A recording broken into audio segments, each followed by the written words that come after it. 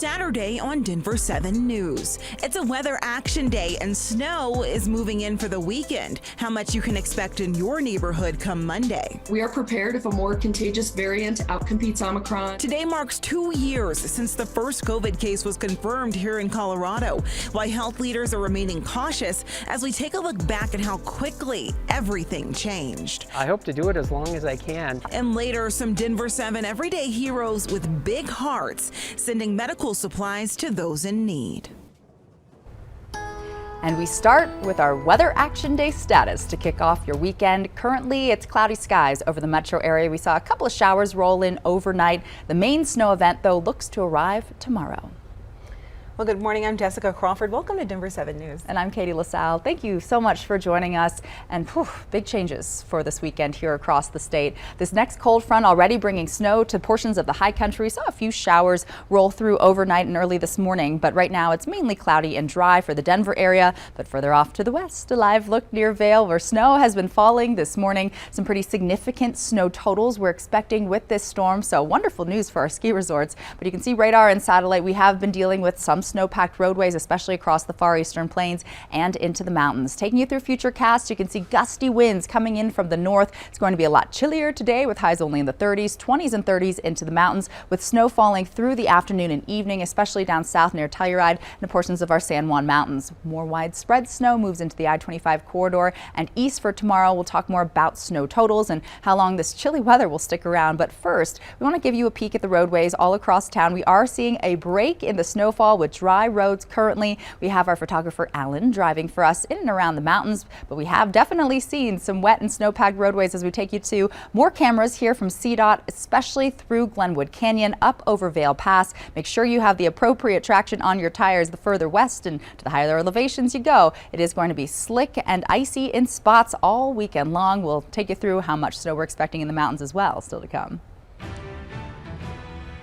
Thank you, Katie. Breaking news, one person is now dead after a shooting overnight.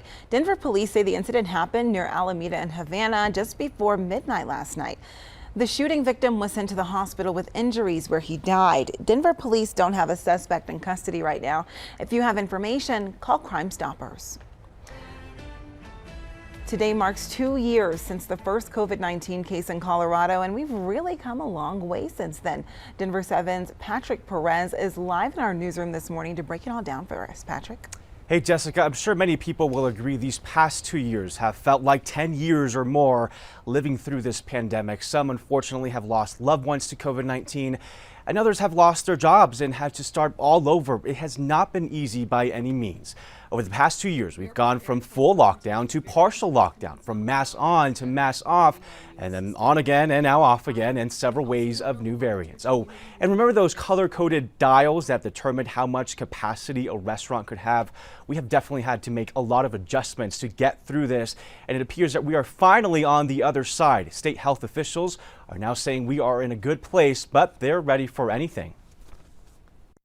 We are prepared if a more contagious variant outcompetes Omicron or is better at evading our immune systems. We also don't know the level to which immunity will wane by next winter. And since Colorado's first COVID case 2 years ago, 1.3 million people have been infected and more than 60,000 were hospitalized at some point, and 12,500 people have died. Now, there's new evidence that points to a seafood market in Wuhan, China, as a place where the coronavirus started. Researchers say it's the strongest evidence to date that COVID originated in animals at a market. An international team of scientists published extensive papers online. They say the virus most likely jumped from a caged wild animal to people. Jessica. Thank you, Patrick, for that overview. And since the first case was confirmed, you may remember our way of life changed fast. The week before the first case, Denver Public Schools sent a letter to parents saying right now this virus is not spreading in the United States. Colorado has no cases of the disease, and the vast majority of Americans have a low risk of exposure. The Northeast Colorado Health Department sent out an email saying the risk to the general public is low. But 2 days later, the CDC said COVID-19 is a serious public health threat.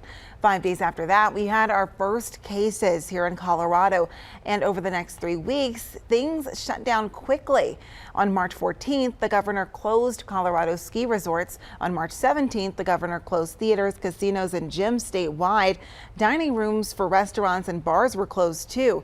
The governor ordered schools to close starting March 23rd. Then the governor announced a statewide stay-at-home order that started March 26th. What a journey it has been, and it's now been a little over a year since we started vaccinating the public here in Colorado, and since then nearly 4 million Coloradans have been fully vaccinated. That's about 73% of the eligible population, but in communities of color, the vaccination rate is lower. The state is trying to change that. In the last week, nearly 8,000 people in Colorado got vaccinated. There are vax clinics this weekend at Waterworld, Dick's Sporting Goods Park, some churches, shopping malls, and rec centers, plus other locations, and you can get all the locations and times right now on the state's COVID-19 website. We're here to protest the war, and we were here against the Russian aggression. At the state capitol last night, Coloradans gathered to not only demand Russian forces leave Ukraine, but to also remember those who've been killed in the fighting. One man we talked to is from Ukraine and has friends there. He's calling on the U.S. and NATO to put a no-fly zone over his home country. That Ukraine really needs protection in the sky, right? We need to close the skies over Ukraine, and especially with the nuclear plants there. And that is a possibility of major catastrophe. So do it. Close the sky over Ukraine. That would help us preserve a lot of lives. This morning, as Ukraine's president is denouncing NATO for refusing to impose a no-fly zone over the country, U.S. Secretary of State Antony Blinken is now in Poland. And this comes as Russian President Vladimir Putin says countries imposing a no-fly zone would be considered participants in a military conflict. And just this morning, a Russian plane was shot down. Here's ABC's Karina Mitchell.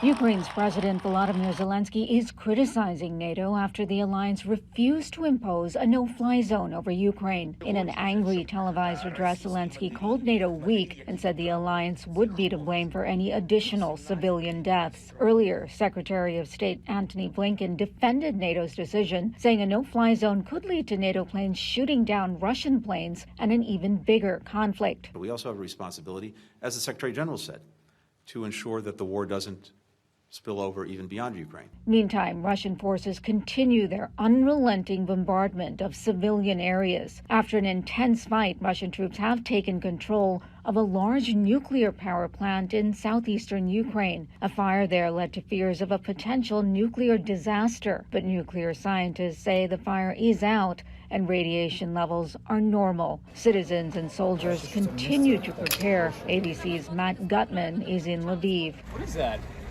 A mine? These are mines. So do they work still? Yeah. So this is to what, blow up Russian tanks? Yes. While Ukrainian men stay behind to fight as Ukraine's martial law requires, their wives and children are desperately seeking refuge in neighboring countries. In Russia, the Kremlin and parliament are now threatening reporters with prison time for spreading what they call fake news, potentially outlawing words like war or invasion. Western networks, including ABC, pulling out of Russia, not broadcasting from the country. The State Department condemning Russia's move, saying, quote, "The people of Russia did not choose this war.